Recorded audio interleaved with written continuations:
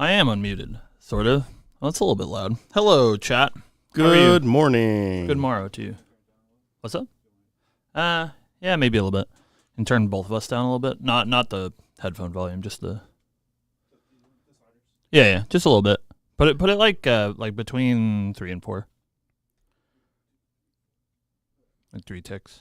Perfect. You Hello, chat. You're looking How for a you new card game, I see. Dude, look at all you handsome people. Look at all these fucking world's top 8 competitors. Right. Is that the world champion? I saw him. He's in the chat. Is that Hanky the goat? Hello, guys. How are you doing? I know you're all here because it's spoiler day, and I won't tell you the bad news, but thank you for coming. I don't know what these weird... me and Steve were just talking about it. Do you guys know what these... top 4, Hanky. I apologize. Do you guys know what these weird, crowns are? I was just talking about it with Steven, and I have no idea what they are. Yeah, I'm also pretty confused. But whatever it is, Perfy's number 1. Yeah, Steve brought his steed. This is my steed. Oh, when you came into chat. Oh, I see. Perfy number 1. It's first in real life. It's like you hit that's first. so funny. That's cursed. I love that. Yeah, that makes sense because I thought it was like session based, so I guess it is. It's when you came into chat. How are you all doing today? Happy Worlds. I'm sorry we've been gone for so long. I was sick, and then we had Worlds, and we're back. Sorry we're a little bit late. I had to reset up the podcast because it obviously came with us to record. But yeah, hope you're all doing well. It seems like it might be based off how much you're posting, because there's just been a change in the hierarchy. Oh, no. Murgle lost second. Murgle's got to type more. Miss you. We saw you like a couple days ago, Perfy. It's all right. We'll see you in a couple of weeks. True. Yeah, you earn XP. Oh, I see. Yeah, by chatting. So, Perfy, you better never lose number 1. Well, he won't. That guy's a yapper, dude. I love look that guy. Look how many messages that yapper's sending. Yeah, that guy goated for sure. Happy post Worlds, everybody. It's time for the podcast. The bad news. Thank you all for coming. The spoilers aren't until 2 p.m. You guys just have to deal with us in our normal podcast. So if that's why you came here, I appreciate you being here on spoiler day. Make sure to watch the spoiler video, but it comes out at 2 p.m. Eastern Standard Time. No asterisk. No asterisk. It's just actually literally scheduled. You can see it. It's really stupid. I hope you guys like it. I hope you guys have watched Steins Gate. Otherwise, it is not a good joke. But yeah, we're here to talk about Worlds, talk about DTR. There's so much stuff since we've been gone. Before the last time we did the podcast, Steve didn't even know what the champions do. So that's crazy. You know? Now I do. Feels like that was fucking forever ago. And in fact, it was 2 weeks. Yeah. So And now we know so much more. Yeah, we have DTR to talk about. We're not going to focus, I think, today a whole lot on spoilers themselves. We'll talk about things sort of in a sweeping way. We'll talk about champions, talk about new mechanics, and then, of course, we'll talk about the World's presentation. And then probably next week, we can dig into some spoilers specifically when we have a little bit more, as, of course, it is so true, Content Creator Week. Steve did get a canvas of Worlds. I didn't win any. There was no Aries, so I didn't go crazy, but I put in a bid. It was pretty small. This guy won one. Yeah, I won the 3 of spades. We're probably moving house pretty soon. So I haven't worried about changing the setup. As we are probably moving to undisclosed podcast filming location. Currently unclear what that means. We're not going to go anywhere. Just unfortunately, chat might end up being a little bit more scuffed than it is now.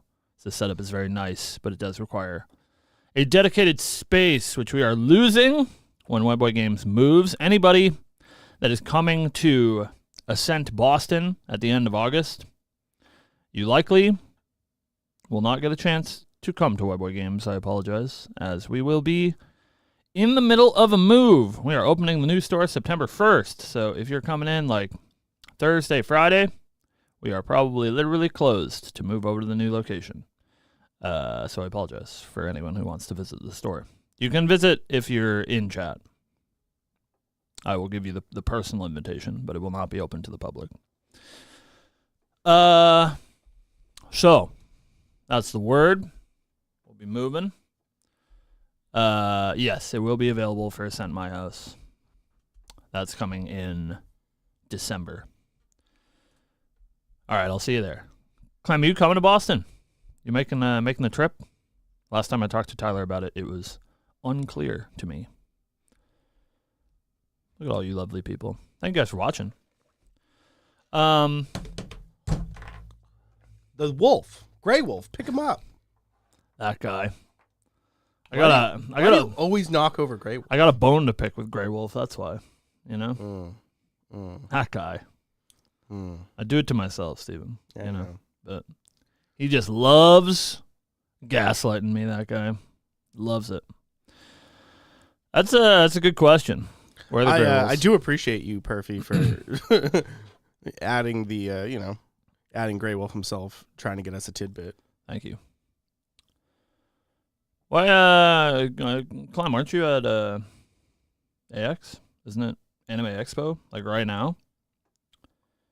Busiest weeb day of the year? All right. Everyone at AX. Tyler is dying. Did he get sick? Yeah, literally everyone's sick. It's kind of wild. There was whatever that fucking deranged plague was going around. Thank God. I think we're safe. Yeah.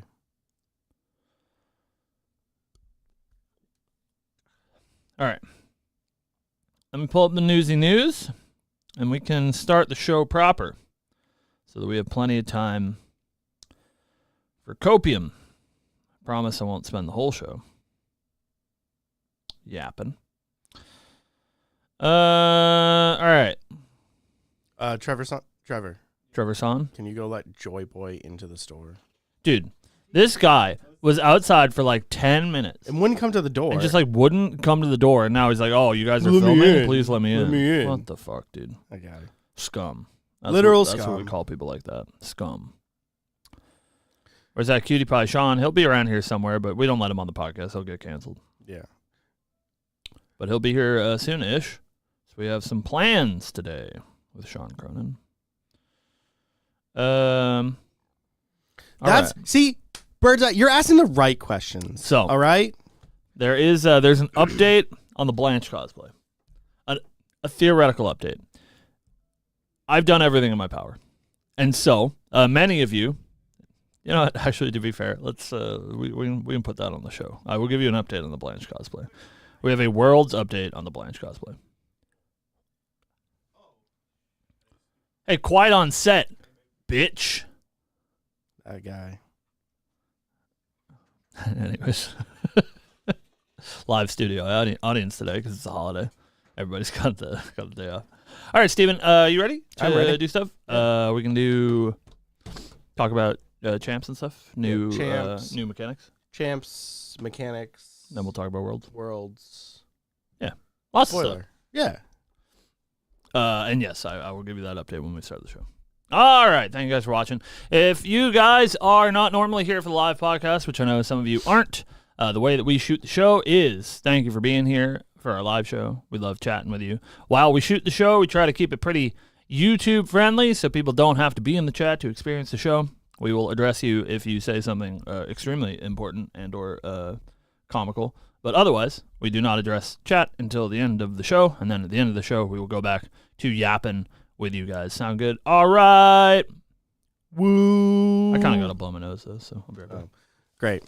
Great. Allergies. Literally about to start, and this guy has to get up again. I'm a diva. I know. There's so many people blocking his way, too, because now we have a studio audience. Ha ha ha ha ha ha ha. I'm staring at a guy right now. Just terrible. He's literally the worst human being I've ever met. He's just terrible. He's one Lineage Break joy boy. Dude, he's elbowing me in the knees. Like literally he's hitting Cam on the way by. And I can tell you, dude, these guys helped us shoot the spoiler video that you'll watch it too. Audie, terrible actor. Trevor has Parkinson's. It was a tough edit, but we got through it. It turned out okay. Ah! It looked like Cloverfield, bro. It took so much post processing. How did Adi get 3 now? Come on, guys.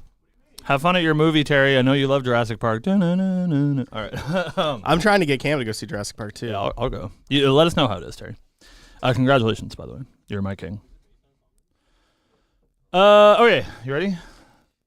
Woo! Let's do it. Hey, what's going on, guys? Welcome back to the Lineage Break podcast. I am your host, Cam. With me, as always, is Trusty Steve. Hi, Cam. Hi, Steven. How are you?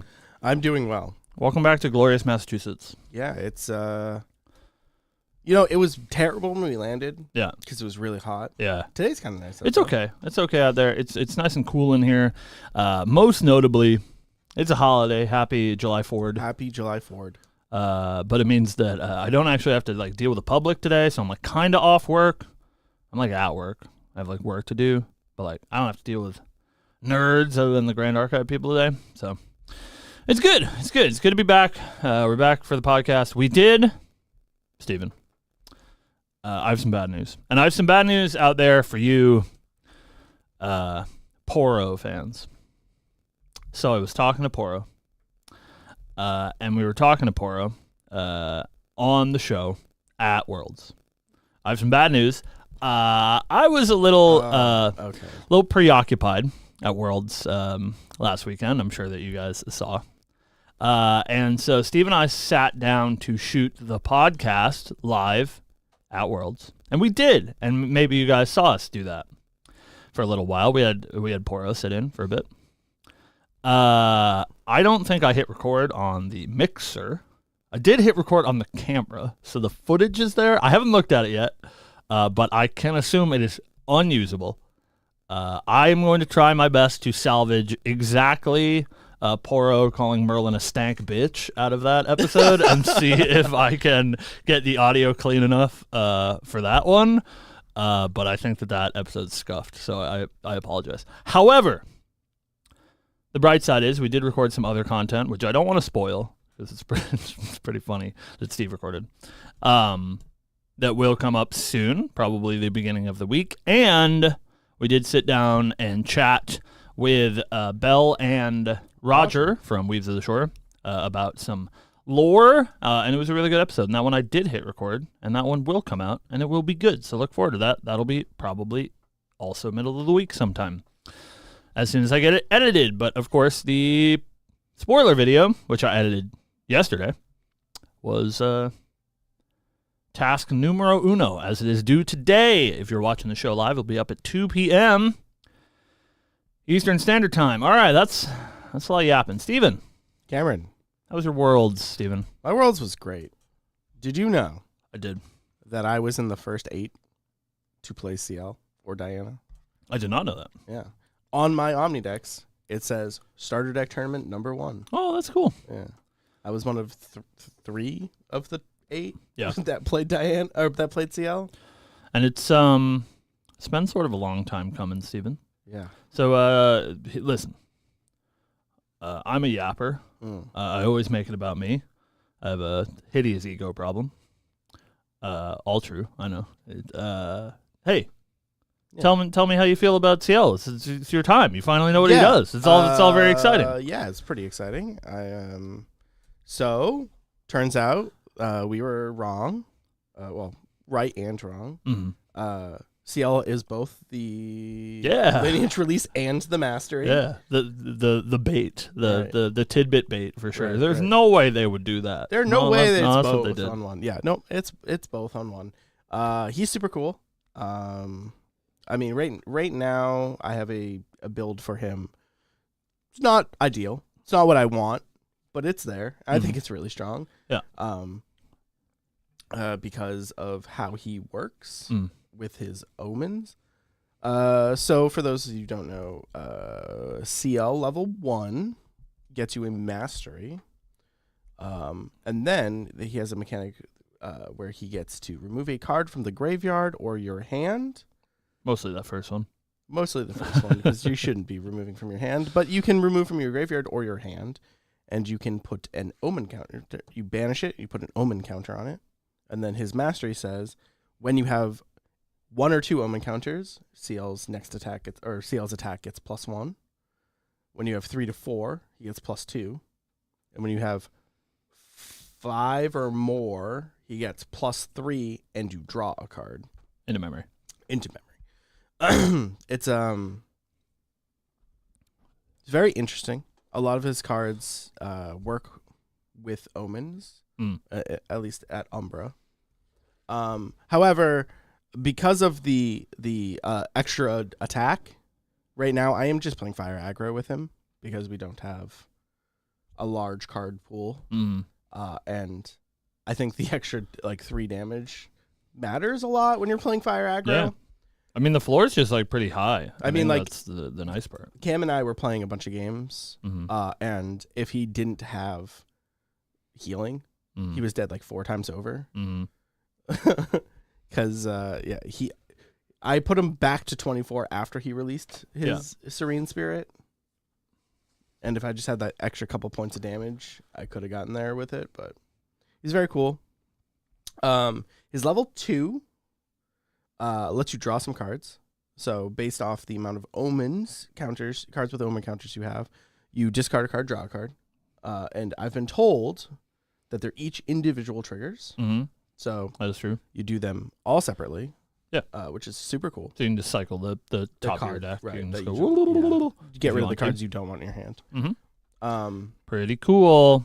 And he has a lineage release where you can release and get a card with an omen back to your hand, and then you banish a card from your hand with an omen counter. That is incorrect. Not true. That's what the Regalia does. Do you just get to? Oh, you get to cast. Yeah. You get to cast one of the cards with an omen. Activate one of the cards with the omen. Only if you have 6. 6 or more. Yeah. But yeah, it is good. That's sort of like a late game vibe. I think it's a good reason to level up to Umbra, right? Because it's lineage release at level 2. Right. And it is very powerful. It does break timing restrictions. You do have to pay for the card, but it does break timing restrictions. I guess you can't play attacks. So that doesn't make any sense. Can't do the Kickstarter Spirit Blade Ghost Strike thing, I don't think, but I'll get a confirmation from my judge. But you can break some timing restrictions on stuff, which is good. Funny. It attack you for 6. That extra card in hand too. Yeah, on your turn. Yeah, I think he's pretty cool. I think the cool thing about both of these champions, and unfortunately no one here is a Diana sim, so we'll talk about her briefly. But I think the cool part about both of these champions is that the floors are really high. I think CL's floor is extremely high. Where the only games that I've played with CL are with the starter deck, and I played a couple yesterday or something. Just your attacks getting +1 even is pretty crazy. I had a lot of games where it was attack you for some amount, attack you with a bulwark sword or whatever, and then heavy swing for 7 is a very, very notable breakpoint over 6 that does kill people a lot of the time. And so I think even if you don't interact with CL's intricate mechanics basically at all, just getting +X to your attacks that ramp without you having to do anything. Even if you're a level 1 deck, you ramp to 6 omens just naturally with how the game works if you pass 6 turns. I think makes his floor really high. And I like that he feels a little bit more mechanically dense than Tony does. Yeah. Tony's kind of a boring white dude. But it's nice that CL has some intricacies to him. There's some cool stuff you can do, especially when you hit Umbra. And I've never really felt that way about Tony, so I think Masteries are cool. I think the difference is that I think CL, all 3 of his champions feel coherent. Yeah.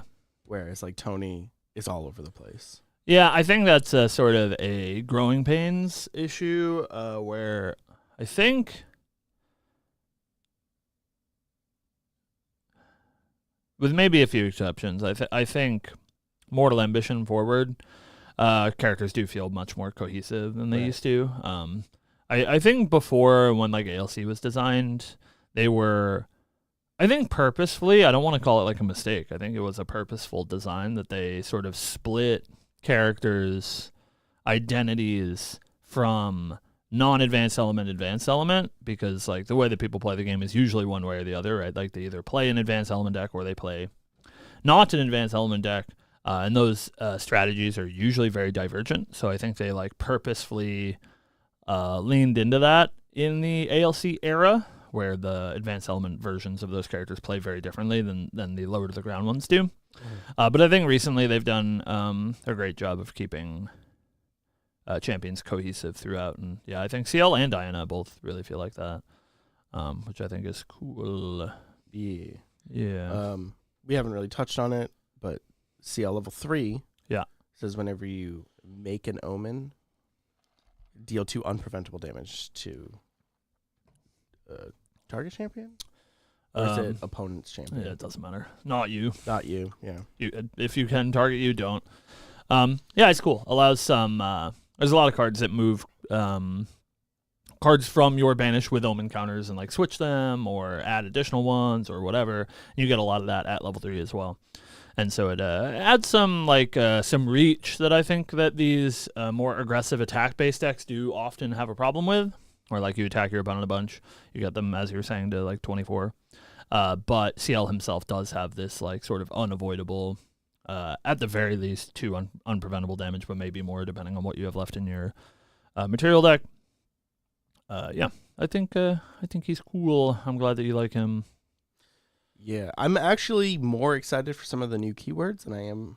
Like, obviously, like I'm floored. Like I couldn't be happier that I finally have him.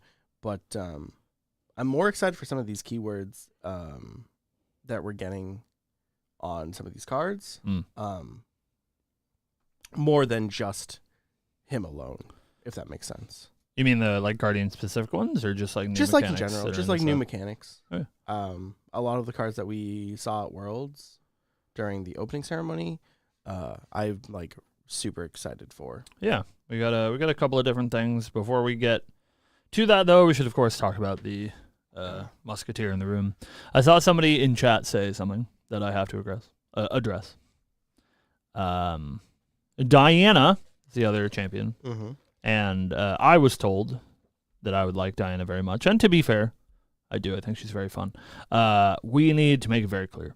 Diana is not a magical girl, and we will have to permanently ban anyone that says so. That's not true. Yeah. But she's not a magical girl, and that's important. So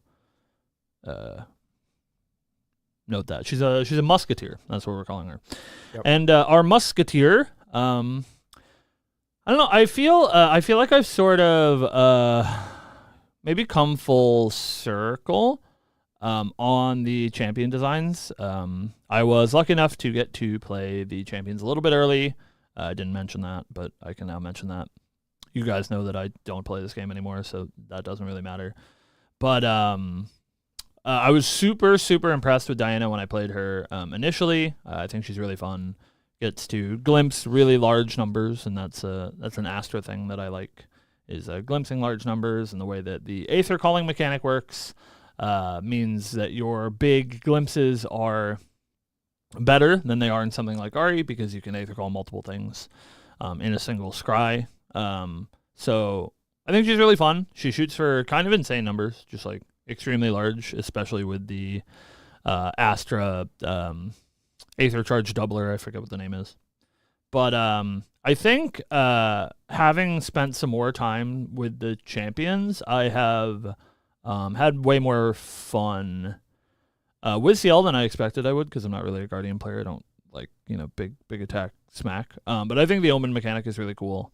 Not to say that Diana isn't cool, but I am having much more fun with CL than I had expected to, but I sort of always expected that I would enjoy Diana. So I don't know if I'm going to play her per se. We have some other things to talk about at some point, but I think she's really neat, and I think she fixes a lot of the issues that earlier Diana had, coming back to that like ALC design philosophy. I think the way that Diana plays feels evocative of Ranger, but like also feels evocative of Astra, but at the same time is a non-toxic play pattern, which is a problem that Diana had before with, Creeping Torments and Taser Shot and all this nonsense. Made her like a pretty toxic deck to play against, and I think that's why she's not been super competitively relevant lately, because they don't want to give her too much support, because then people have to play against that toxic deck all the time. But I think new Diana is just like super fun.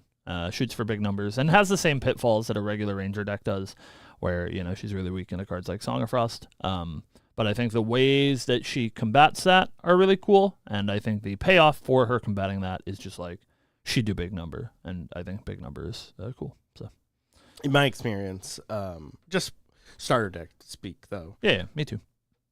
Is that I killed her every single time I played her. Yeah, because they were like, I was just like, I play Shield Mate. And they're like, okay, I'll attack it for 15. Like, okay, I'll glimpse a whole bunch. And then I was like, oh, on my turn, I'll kill you. Yeah. So I do see that being a flaw. I know there's a card that, like, it's unblockable.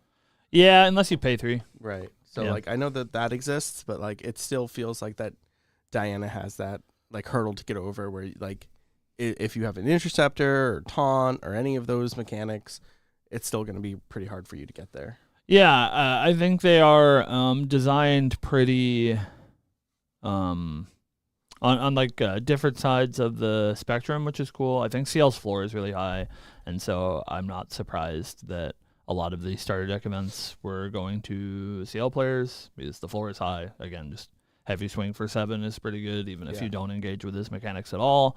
I think Diana's going to be pretty hard to play. She does have, I think, a fairly reasonably high ceiling, which is cool. The numbers that she can present are just truly insane, but I think, as you said, the problem is going to be landing them.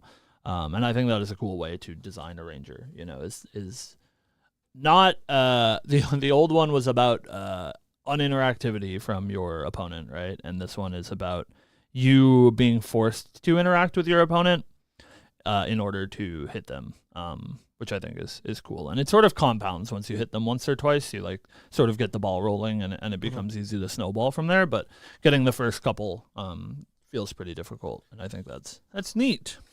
I just want to address something that was brought up in chat about smoke bombs, because we did get a spoiler card. Smoke bombs. Smoke bombs, yeah. Yeah.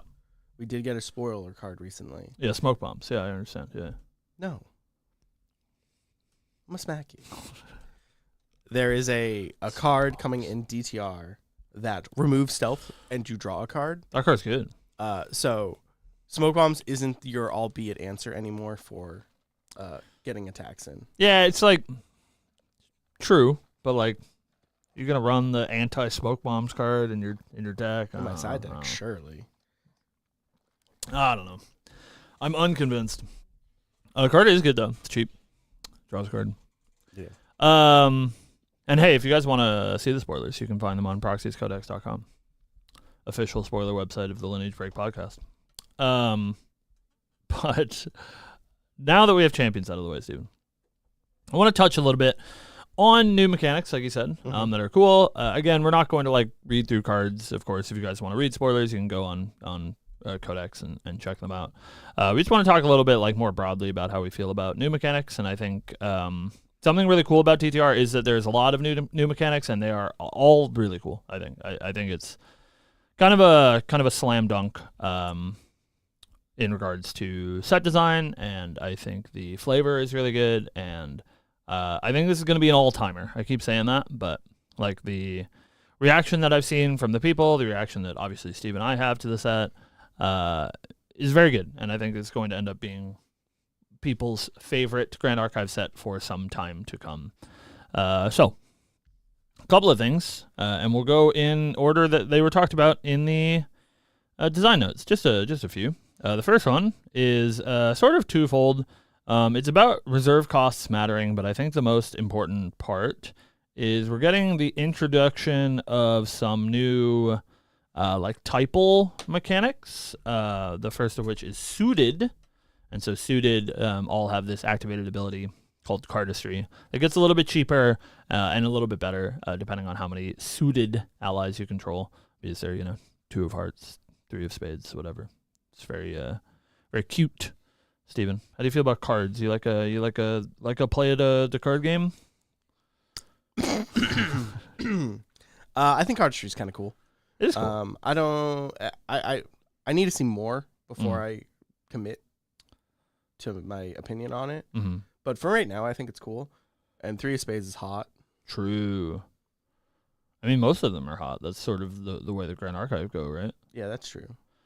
I do think it's neat. It's so far it's only been on allies, so I can't say that I'm like personally psyched for ally mechanics. I think some are cooler than others. I think you're right in that we haven't seen enough of the like cardistry stuff to feel cohesive, and I think that's actually going to be sort of the point of this current discussion about them, is that we haven't seen a lot of spoilers. It's a huge set, and it comes out in like 3 weeks, but we've seen basically nothing. We've seen what, like 40, if that, 50 cards maybe out of, I think it's 222. So like there's a lot of context missing. I do think it is cool that these cardistry abilities become basically free if you have enough things on board. But that is sort of a mechanic that I worry about, not like power level wise or whatever. It's just, it's hard to accomplish. You need several pieces in play for any of them to do anything. And so it's pretty hard to like play this, like 4 of hearts or whatever that basically has no text until you have other things in play. It's a little tough because then people remove your allies from the board, et cetera, et cetera. But it is cool. On the same note, and I think probably similar amounts of insight can be given. We've 2 other typal strategies that they have introduced. Typal being, card types mattering. The first one is Chessman, which is super up in the air, I think. Yep. I don't really get it, Steve. We've seen a couple of cards. With Chessman. We've seen a lot of cards with the type. All of the queens have the type. We've seen Briar Schwartz King, which is I wish I was him. Yeah, I wish I was my queen. Which is a like pretty terrible card. It like factually does nothing on purpose. I guess that doesn't mean it's a terrible card, but it literally does nothing on purpose. It is uninteractable. It does nothing. It's cheap, but it has like 65 card types. It's unique. Chessman King. I don't know, maybe something else. I think he has one other type, a human, which like is cute for turning on Delus and making oaths stronger. But he is also the only king that we've seen, so I think that probably will matter for that Chessman archetype. And then I think we've seen one single card that cares about a specific type, which I find really interesting. Not like having Chessman, but it's a card that says, if you have a Chessman Rook, which I find really, really interesting. This is a thing that they did in Shadowverse Evolve a while ago, a sort of chess piece types matter. And I thought it was really cool. And so I actually really like that. Yeah. Shadowverse deck, it's probably, like, I'm not a Runecraft player, but if I was, that would be the one. It is cool. So I am hopeful that it is neat. There's some rampant speculation going about the Chessman mechanic, but we won't dwell on that. We're excited to see payoffs. I think a lot of these need payoffs for sure. And then the last one of typals is Specters are a type, which is interesting because we've seen a lot of similar things, but they're keeping them purposefully very separate. Right. Like we've had Spirits. That's what like Ghost of Pendragon is. It's a spirit. We've had Apparitions. Those are the ones from HVN in Cleric. And then we now have Specters, which seem to be mostly a warrior mechanic. A lot of the Specters are warrior. And they like sort of recur themselves from the graveyard. They have a new keyword called Ephemerate, which allows you to activate them from the graveyard, which is cool. Allows you to rebuy stuff. Sort of gives that sort of similar feel as something like Sword Saint of Everflame that gives you some utility when it's in the graveyard, whereas instead of activating it like a spell, you activate them like a ally, and they can come into play. And then there are, of course, some Spectre Matter cards as well. We got a cool piece of floating memory that is really good if you have Specters. Yeah. Ephemerate is the keyword that I'm most excited for so far, unless they show us something new. But yeah, I'm very excited because before we knew what CL did, I was thinking he was going to be a creatures die matters deck, and the Spectre stuff with Ephemerate is exactly what I was expecting him to be. Yeah, and I at least I think a couple of them. Our Guardian, yeah.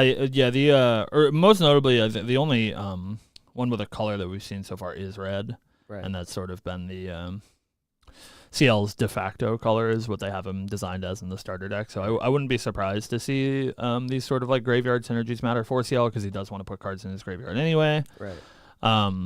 Yeah, it is pretty cool. I think graveyard mechanics are sick, and the problem that card games have in general with graveyard mechanics is that I think holistically across the board they break them immediately every time.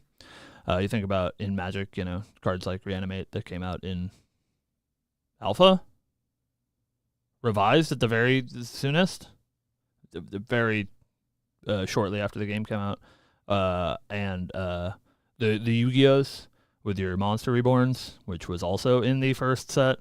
It's hey, let's not talk about you. My favorite, my favorite deck in Yu-Gi-Oh of all time was Zombies, and that just pulled creatures out of the graveyard. And then when you did that, you also drew cards to the point where they had to ban cards out of that deck. That's a perfect example because it's too good. Yeah.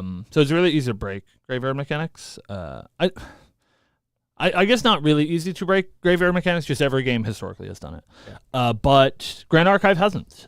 We, of course, do have graveyard strategies, and we have cards like Nullifying Lantern being extremely relevant. But the way that GA has handled the graveyard, I think, has been really smart so far, where it is usually not pointed level or pointed pieces of power level, right? It's not like put this ally from my graveyard back into play, which is usually what you get in the TCG space. And that is why, obviously, it's so easy to break. You print any sort of ally that is overstated and restricted by its cost, and you eliminate the need for that with these graveyard shenanigans. And so thus far, all of the graveyard stuff in Grand Archive has been like sort of holistic. It's like number of cards in graveyard, number of cards of X type in graveyard. So this is the first time that we're seeing, with the exception of cards like Sword Saint of Everflame, Seaside Ringleader. It's the first time that we're seeing cards specifically interact with themselves out of the graveyard, and currently in Grand Archive there's not a whole lot of pointed graveyard removal. There's cards like Cleansing Reunion, but there's not things that say like exile target card from graveyard. And so I'm interested to see how well this mechanic does with the power level that they put on these Ephemerate cards, because so far they haven't been like absurd, and as long as they're not absurd, I think it is a really cool mechanic. So we like graveyards. We're excited. Woo. Yeah, I'm always a fan of graveyard decks, even if they are broken. Yeah. So like I play Reanimator and Pre-Modern. Reanimator's broken. I don't like broken things, so I'm glad that so far we're doing all right. Yeah, Manaless Dredge. Yeah, no thanks. So, Steven. Yes. I've been doing a lot of yapping. You got anything you want to yap about? I don't know. We got some more things to go over. Like talking about stuff. I'm yapping. Oh, I'm looking at my phone, of course, to find out what to yap about. And I just got the fabled Anx emote from Silidar. Can you not curse and stay on topic on stream? What does that mean? You policing my podcast, sir? If you do, we put your stream up on AX. Okay. I can do that. You got it, Silidar. I will not curse, and we will stay on topic and not talk about Yu-Gi-Oh. Fair. Thank you. I was like, what does that mean? He's policing my podcast? Don't tell me not to swear. All right. Everybody, you were here. Stage persona. We're professional. We're professional cam now. But yeah, speaking of yapping, there's a couple more mechanics that I want to talk about. But maybe, a good start for me to talk about my favorite mechanic of the set, but we'll save that for a little bit, so the people live in California can see my brain explode in real time. So there's one other pretty big mechanic that I want to talk about, Steven. Mm-hmm. Sort of like the whole point. The whole shebang is the set is called Distorted Reflections, which is crazy about mirrors and stuff, about the looking glass. Something that is crazy to me, Steven, like mind-boggling. Because I think this is a first for Grand Archive, is that we saw the new Divine Relic. Oh, yeah, in the opening ceremony. Which is insane. It's crazy. Yeah. It's like, oh, yeah, here's a Divine Relic. They didn't even, particularly make a big deal out of it. They're like, there's check out this new mechanic. Yeah. Here's this new Divine Relic. And, all right, well, two things to talk about. It does refer to a new mechanic called distortions. And what distortions are is they are color-shifted versions of other cards. So like Bulwark Sword gets a color-shifted into Astra Sword called Inert Sword, I think. They are sort of ancillaries to cards that either already exist or are getting printed in the set that are in a different element, but you can activate them with certain cards, like the Looking Glass that says, if this card is in your starting material deck, you may begin with it on the field. Which is insane. Which is crazy. It has Omni Shroud, by the way, so you can't interact with it basically at all. Yep. And then you ignore the elemental requirements of distortion cards in play. I don't think that there's anything else that distortions really matter for. I think they're based around this Divine Relic specifically. Right. So basically, if you play the Looking Glass, you can play all of these cool color-shifted versions of other cards, which allows you some amount of flexibility, some versatility, because things that you would normally have locked behind an element, and of course, distortion cards are just regular cards, so if you're playing an Astra deck, you can play the new Astra Bulwark Sword. Right. But if you're playing the Looking Glass, you can play all of them, which I think is really neat. Yeah. It's a cool mechanic that I'm curious if they will explore further. Obviously, we're going to have two sets, and we'll talk about that second set a little bit later on today. But we're going to have two sets of distortion support, assumingly. But it's a really cool sort of insular mechanic that I think it would be cool if we get more support for in the future because, again, that versatility is really important. But it's a way to support, obviously, future archetypes because, again, they are just cards that you can play in your deck normally, but also support this Looking Glass type deck where you play all of the distortions. Right. And I think that's really, really neat. I think so far the ones that we've seen are super flavorful. Yeah. I don't think any of them are overly powerful. No. But they are super flavorful. They're super flavorful. I always like to point to Death Essence Amulet. Yeah, Death Essence Amulet which is cool. Life Essence Amulet, which is when an ally dies on your not your turn, you are allowed to draw a card. Yeah. Death Essence Amulet says whenever an ally dies on not your turn, your opponent discards a card. Yeah. And I think that's super flavorful. It is really cool. We got that in Bauble as well. We got Bauble of Scarcity, which instead of each player drawing a card, each player discards a card, which is pretty cool. So yeah, I do really like the flavor. I think it's a huge win in that department, and I think that's sort of going to be the tale of DTRs. Lots of cool flavor wins. Yeah. But rule of cool, as they say. Something that is less cool, personally. Mm. And I know maybe, they said they might put us up for the audience. So hello, audience. Hello. But I got to be real. I got to be real. This is our show. I got to be real.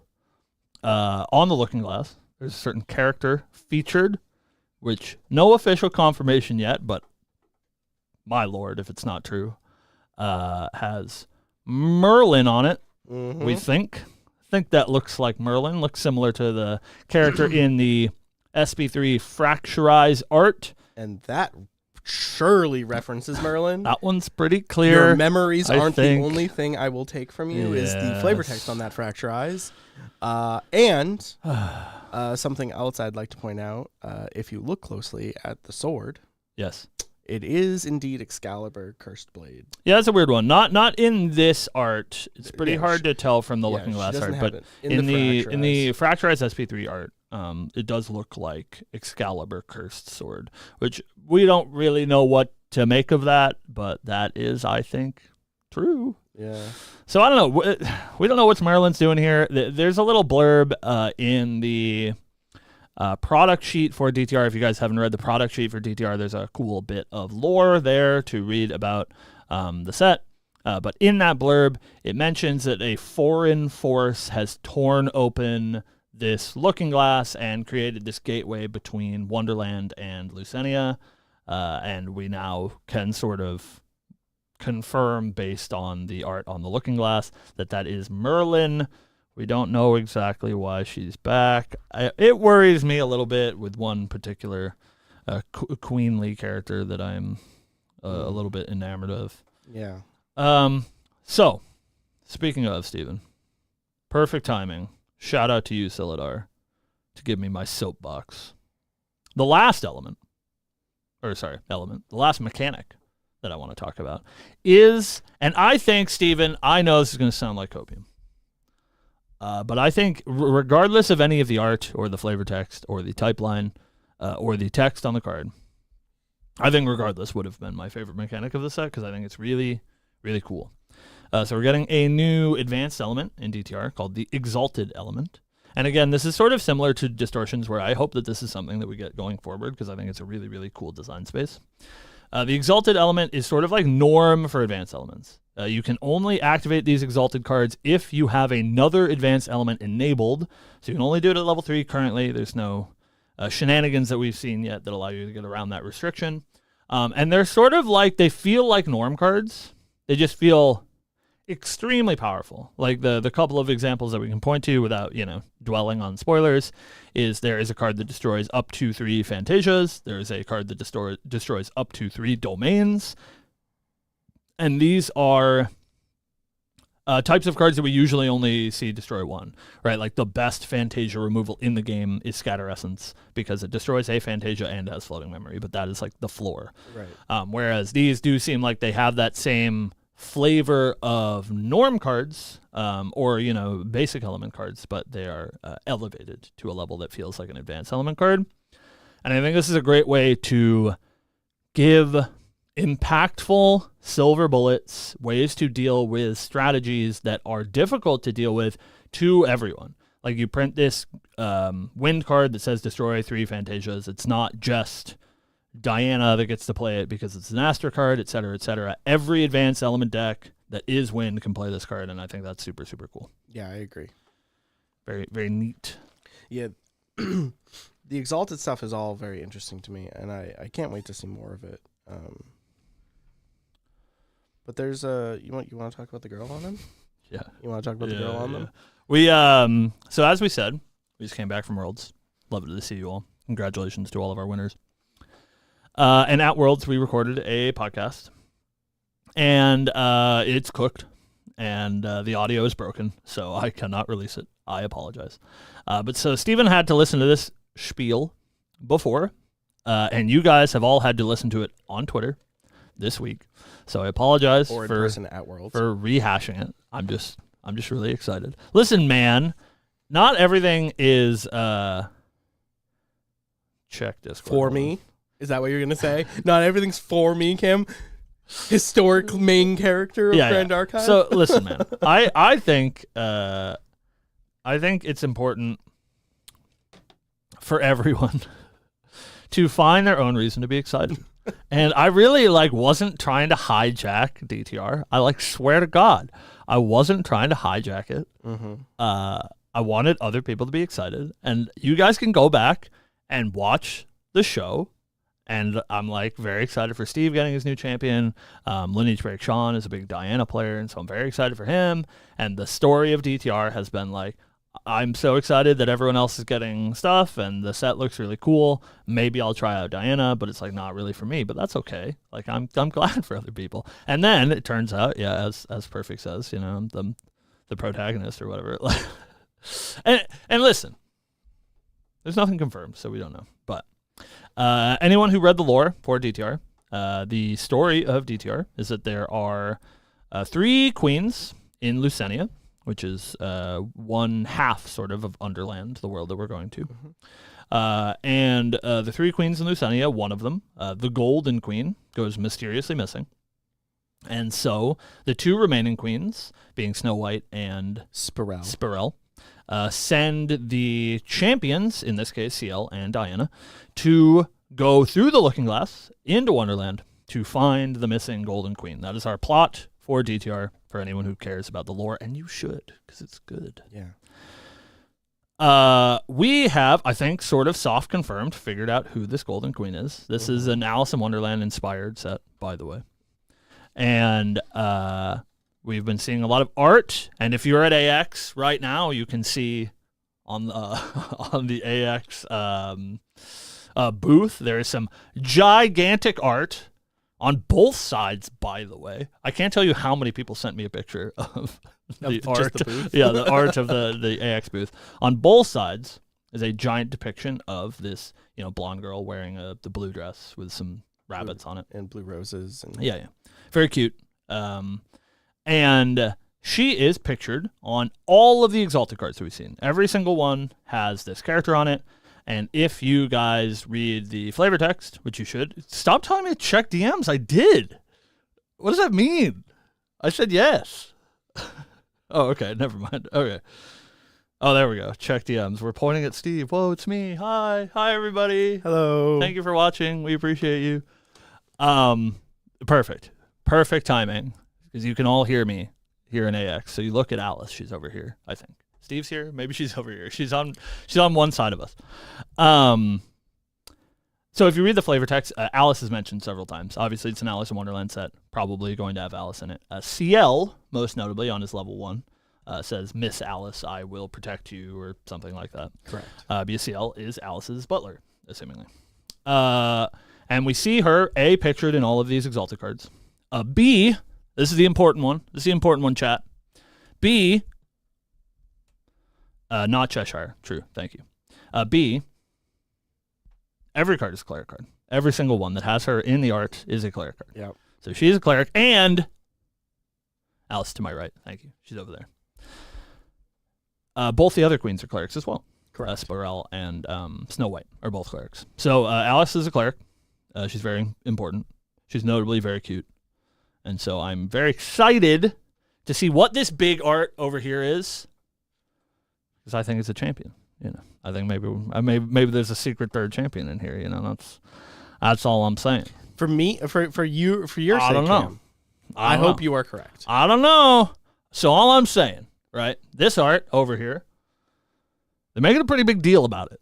Correct. It's at AX. It's the biggest art. It's on both sides of the booth. And not only that, Steven, 2 different pieces of art that are, like full body shots of this character, which is assumingly means it's a champion. Mm-hmm. That's usually what they do. They're both done, I think, by the same artist. So I recognize their art.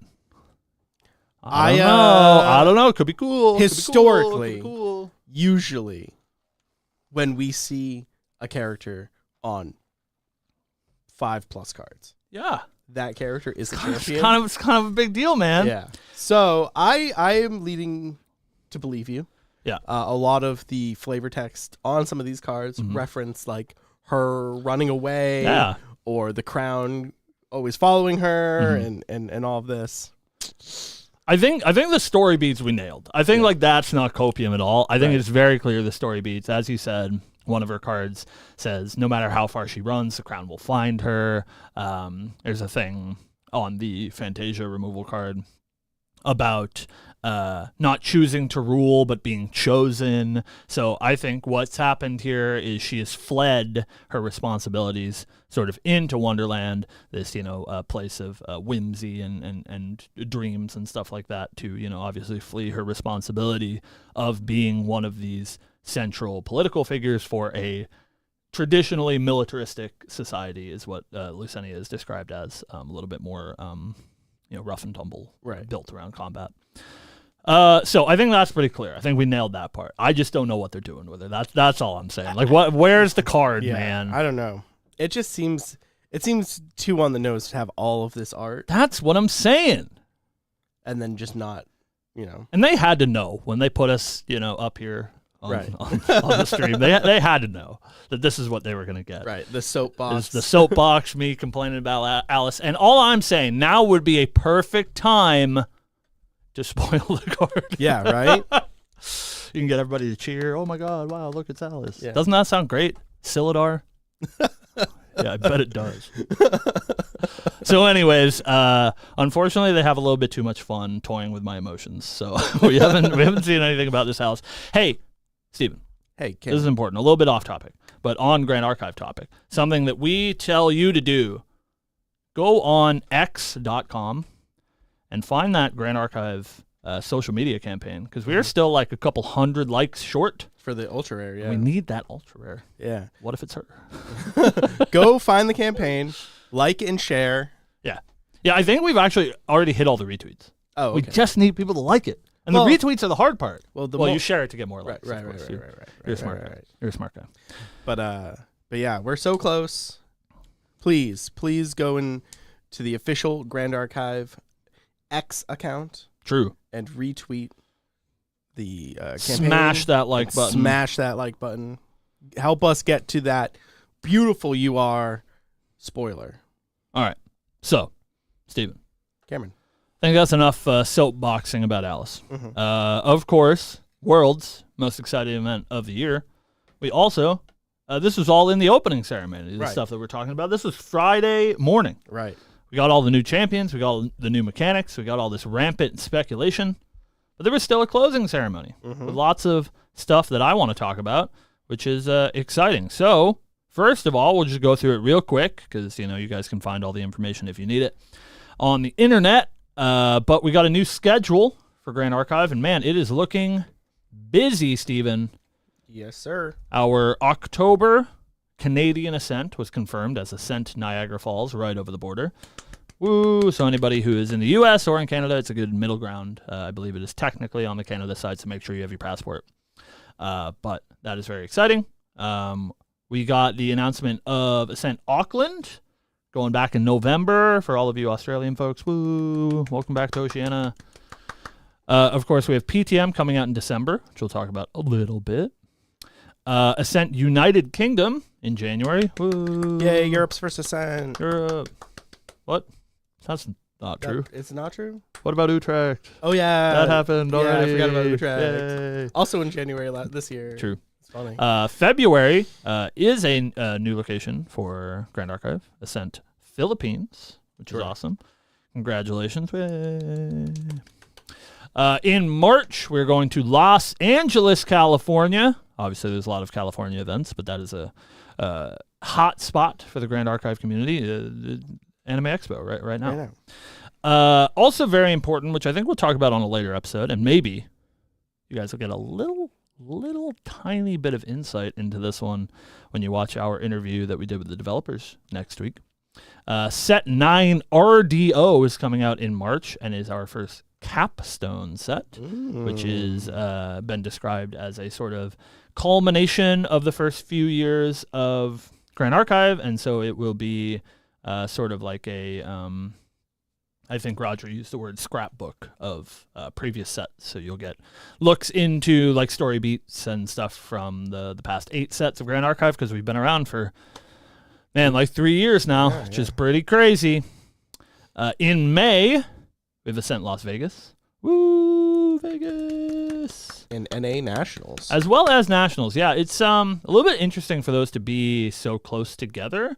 And I wonder, I think something that would be really cool is if we start lining up Nationals with an Ascent, and you do sort of like what we do for Worlds, where it's like Nationals Day 1 is on Friday. If you scrub out of Nationals, you get to play in the Ascent on Saturday, or you're in Day 2 of Nationals. I think would be cool. I don't know if that's their plan, but I think that would be a cool way to line those things up so that, people get to have a more of a community-driven feel for Nationals, because Nationals usually feels a little bit smaller because it's just a tournament. There's no like side events, et cetera, et cetera. Right.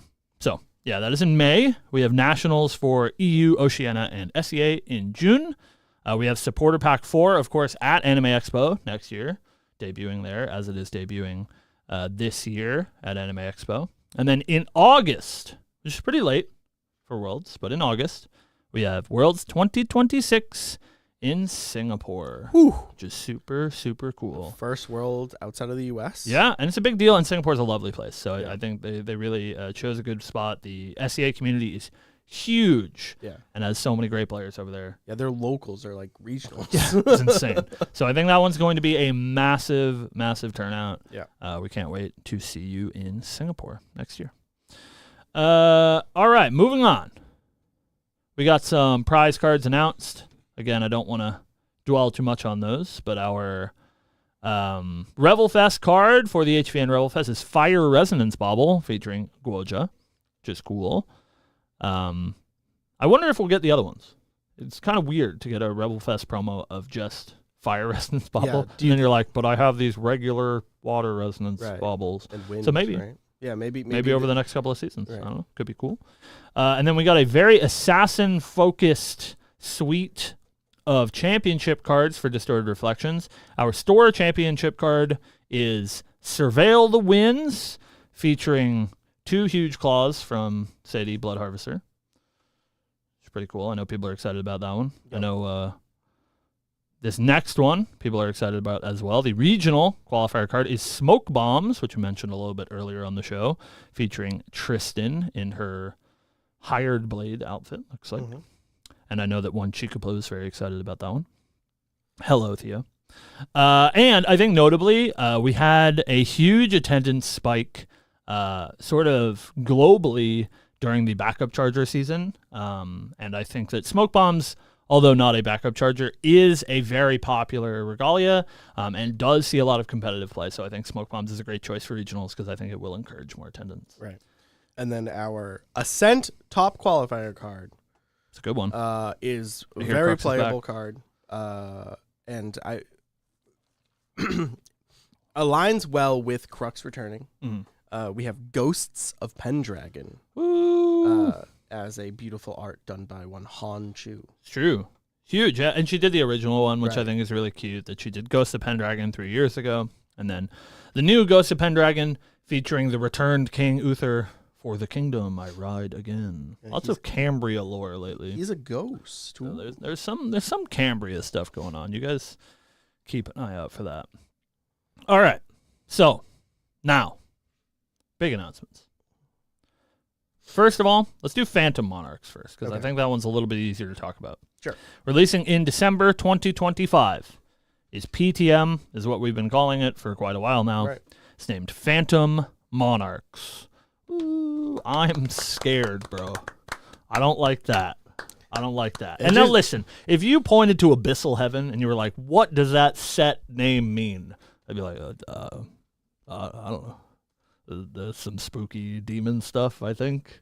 I don't know. There was some spooky demons. It's true. But if you point to Phantom Monarchs, what that makes me think is that Evil Queens, sure, but it makes me think that one particular blank she who will not be named Kingslayer is maybe doing some queen slaying. And I don't like that unless it's the other ones. You know, as long as it's not my queen. That one. Yeah, there is a certain Schwartz queen who does not look good. Yeah. She looks good, but she does look. She good. looks evil. Yeah. Yeah. She's probably evil.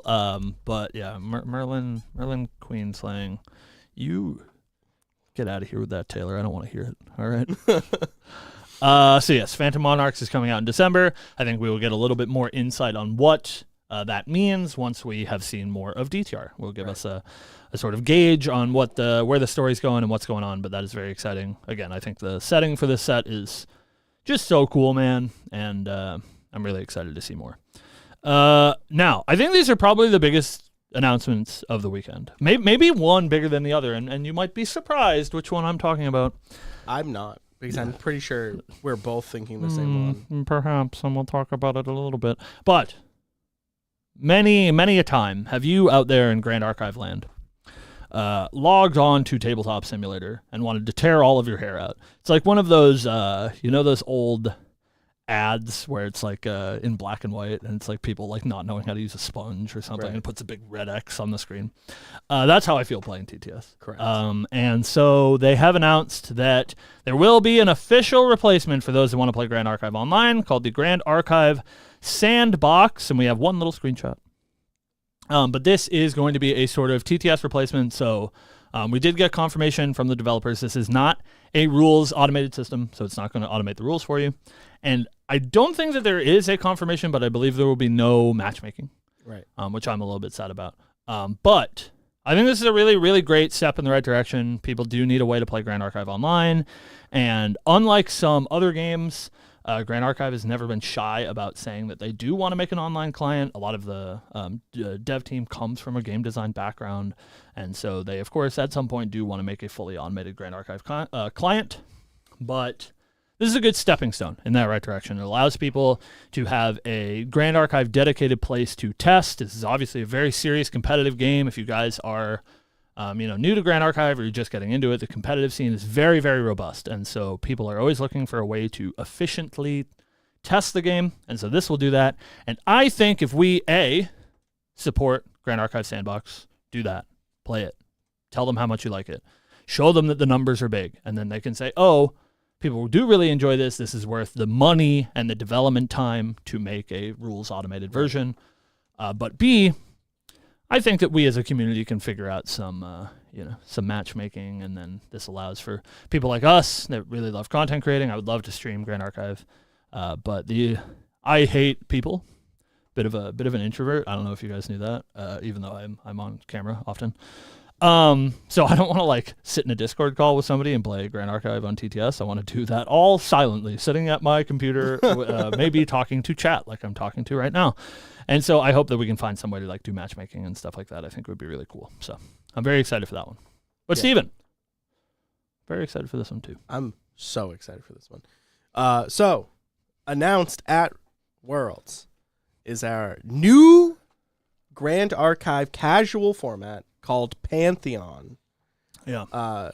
We have no information on it other than it is a casual format, coming in quarter one of 2026. Mm-hmm. That's really all we have. But I'm thinking this is going to be a similar multiplayer casual format that other TCGs do. Maybe. So I was talking to Poro. Pantheon is really cool. I think something that, and we'll be honest, we love Grand Archive. But it was a bit of a cop-out, right? It's when Grand Archive came out, and people asked about multiplayer. They're like, well, the rules are designed with multiplayer in mind. And that is true. You can sit down, you can play multiplayer Grand Archive. We are some of the most dedicated Grand Archive people that exist out there. We never play multiplayer. And that is not because we don't want to, it's because a lack of structure for a casual format, I think, means that people just won't really interact with it.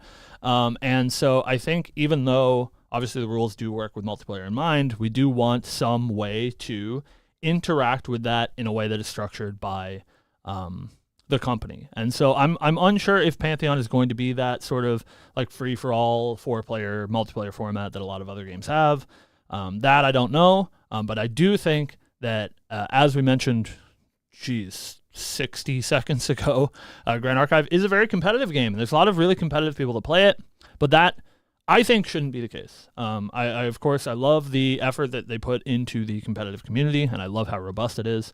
I love how rewarding it is to be a competitive player. So if you're a competitive player, there is that route for you, and you can play competitive Grand Archive, and you can be like main deck Taylor and win the world championship and win $20,000 and a prize card that probably sells for triple that, right? If he wants to get rid of it. But my favorite part, the reason why I play Grand Archive, and I know that Steve is very similar, is the art, it's the lore, it's the community, and all of those things don't necessarily need you to play this sort of cutthroat way if you don't want to. Right. I think it sounds really cool as somebody who doesn't get to play competitively so much because I'm usually working on camera or whatever, to be able to sit down at these events and play a casual game and be like, oh, did you bring your Pantheon deck? Let's sit down and play a game of Pantheon. game that shall not be named, when we went to Worlds, we brought our casual decks for that other game because we wanted a casual thing to do when we had downtime. And I'm really, really excited that hopefully Grand Archive can do that. And so I can just throw out any other trading cards that I own and just play casual GA with my, Dao Chan deck or whatever. So, super exciting. The only thing that I don't like about Pantheon is that we haven't heard anything about it. We have no information. Give us more information. Q1 2026, that's forever from now. That's like 6 months, bro. I want to know about it. Man. Yeah, I think that's about it. But I have one more thing I want to talk about. Oh. And that is that we have a change to how our Revel Fest is working. True, actually huge. For this season. So typically in the past, Revel Fest, you get double event points. Yes, double VP, double veterancy points. For playing in events during Revel Fest. That I believe is still the case. You will still get your double VP. You are entered into a giveaway to win a promo. Yeah, this year or this season is Fire Residence Bauble. Very cute. Foil, beautiful art. Mm-hmm.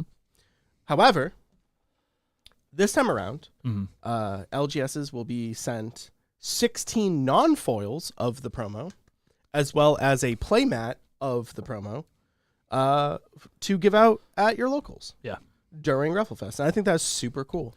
I think it's terrific. It's been. I wouldn't say a struggle to get people involved with the Revelfest sort of event structure, but it again harkens back to what we were talking about when we were talking about Pantheon, is that the people that want double veterancy points are the people that are super ingrained in the game, and they're like, oh, I need my double VP so I can hit my Omnidex rewards this season so I can get X prize card, et cetera, which of course you should do. And I think it's a really cool system, and I think that those are there for our dedicated Grand Archive players, and eventually the hope is that anyone that interacts with the game becomes a dedicated Grand Archive player. But they aren't always like that. And I think before then, other than the single entry into the Revelfest giveaway, there wasn't a whole lot of incentive for the more casual players to show up for these, double VP weekend events. And so I think this is a great way to, hopefully, stores out there that might be watching, to have a more casual focused event for Revelfest, so sort of a celebratory thing. And I'm not going to give away our playmat to the winner. I think we're going to do some sort of way to give it away pseudo randomly or whatever, some sort of reward for people that are not the best player in the room, but are interacting with the community in a positive way. And so I think it's great to have not only going to be that pretty coveted playmat, I think, but most locals for Grand Archive are going to be in that 16-ish range, and so it'll be cool for most everybody that goes to one of these events to get a promo. Yeah, I think it's a slam dunk in the right direction. Yeah, man. Yeah, so cool. And that's just like kind of how it goes, right? Like they keep making good decisions. I don't know. It's hard for us to come on the show and complain. We do sometimes, but it's hard for us to come on the show and complain when they're just making such good decisions for the community. And that's what matters. Yeah, I think it's a very community first company, and I can't thank them enough for that. Yeah, dude. Come out, play Grand Archive, go to your LGS. If you don't have an LGS that is playing it, become that person. Go to your local game store and say, hey, I'm a weeb. I love these anime cards. Please sell them, and I will bring my friends. And that could be you. You could become the new community leader for Grand Archive, and we hope. We've seen such tremendous growth over the past year since, last Worlds when we were having a similar conversation. And, it's great to see the game growing so much. And we hope that you are along for the ride. But, Steven. Cameron. I think that's about it. Yeah, that's our Worlds wrap up. Man, out of breath. Yeah. It's a lot. It's a long discussion today. It's a lot, and we are mid-spoiler season as well. Anybody who is watching the show live, you can catch our spoiler card at 2 p.m. Eastern Standard Time. That's 30 minutes from now. That's 30 minutes from now. You can see our spoiler cards, and they're pretty good, man. Yeah, I think they're spicy. They're pretty good, man. Someone asked on the Discord, they asked you, but I responded for you. Yeah. If our cards were spicy. Yeah. And I said, they're like Frank's Red Hot. What does that mean? Frank's Red Hot is not spicy. I think it's kind of spicy. Well, depends who you ask. But yeah, those are coming up at 2 p.m. And of course, you can check out many other content creators that will be putting out spoilers for the next. Man, I think it runs up until I think the week before. The 14th, yeah, which is 7 days before release. We are so close to Distorted Reflections launch 3 weeks from today. We will be playing DTR. I will be playing Alice, known champion, confirmed by developers. That will be me. That is what I will be doing. But thank you guys so much for watching. Thank you to the Grand Archive team for throwing the stream up. We appreciate that the developers watch our show, and so it's cool that you guys can watch along with us. Alice, aka Merlin, don't do that to me, Perfy. Don't make me get violent. I can't handle it. If you want to catch us doing the show here live, we do it live every week, Friday, 2 p.m. Asterisk. Eastern Standard Time. Asterisk. True. If you want to catch the show from last week, you can find it on Monday, 2 p.m. Eastern Standard Time. Asterisk. Sometimes we're late. But thank you guys so much for watching. And we hope that we'll see you around. Ascend Boston. True. Ascend Boston's coming up. We're from Boston. You can make the trip out to the birthplace of America. Come to Ascent Boston at the end of August. Play those new DTR cards. Show me how cool your Alice deck is in person. Yeah. That could be cool. And also, we'll be there. So we'll be there. And you can get Steve to sign copies of Trusty Steve, which is cool. Yeah. Trusty Steve. Did I say that? Yeah, Steve signing copies of Trusty Steve. Steve signing copies of Trusty Steed. Or you just donate them to me. I'm trying to fill a binder. He's got a lot. You got what, like 50 something over 50, the weekend? Yeah. That's pretty good. Yeah. All foils. Listen, we don't want any of that. No, non-foil nonsense. Whoa. Only foils. We only do the best for Steven. I would appreciate the foils, but give me your non-foils too. I would need to fill out the binder. All the goods. All right. Well, thank you guys for watching, and we will see you next week. Thank you guys. Bye-bye. Bye. Ooh. How long do they keep us up? Well, at Anime Expo. This is Evergreen. Good. Well, thank you for having us, Anime Expo, if we're still up there. Thank you for having us, Weebs of the Shore team. Anybody that's waiting in line for SP3, good luck. Yeah. It's a great set. Anyone who's taking a demo, good luck on that as well. Yeah. Make sure to do that. I think there's some meet and greets this weekend. Go meet Nova. Nova's pretty cool. Yeah. Yeah, I don't know. That's all I got. But we still have to be tame because I don't, this is how they get. That's how they get. This is how we get canceled. they have to keep us tame while we're maybe being watched by a broader audience than normal. Right. We're only a little bit unhinged, I promise. Just a little tiny bit. They're cutting into Rex's time because this is the Get Out of My Swamp podcast time. That's true. That is true. Please don't get us canceled. True. That is fair. I mean, most of the time that we're here, it's just, you guys got a little bit of the soapbox. Yeah. And it's mostly that, either from Steve or I, usually me. So I have a bit of a problem. But I'm excited, man. I think it's a really cool set. And I can't wait to get our hands on it. I think I'm very excited to see more lore. Yeah, dude. Also, when we do get lore, why don't you go read it. True. And let our developers know how much the lore means to you, because it means a lot to us. And sometimes the feedback really, catapults people. Yeah. I think the call to action is really important, and we are not typically the like, comment, subscribe people, right? You can do that if you want. But the important thing for our developers, not only lore, but everything that they do, they put in so much work for the community, and being on the internet, you get met with a lot of negative energy and not necessarily a lot of positive energy. So if you want to be that sort of change in the world, you can go show some positive energy to the development team for all the work that they do for you guys, because a lot of the stuff that Grand Archive does, they don't have to, right? Like putting out new products, sure, they have to put out a new product. They're a company, they have to make money, but a lot of the things that they do outside of that, there's no reason they had to give us extra Revelfest promos, right? Nobody was even asking for that. It's just something that they decided to do because it's, right. Same thing with the sandbox, right? They didn't have to develop that for us, but they did. Right. Yeah, that's not going to make them any money, right? It's a free client, right? So it's important. Would you play your spoiler card? I will tell you. Here's your sneak peek at our spoiler cards coming out in just 25 minutes. So stay tuned. But Silly Dar, lovely creator of Grand Archive Man, at Worlds gave us our physical spoiler cards, which is really cool. That's something that I've always wanted, is to get the physical spoiler cards for our spoilers. And so what I did is we have 3 spoiler cards, so you guys will see at 2. And 2 of them I put directly into my deck. That's all you'll get out of me. But they are currently in my deck.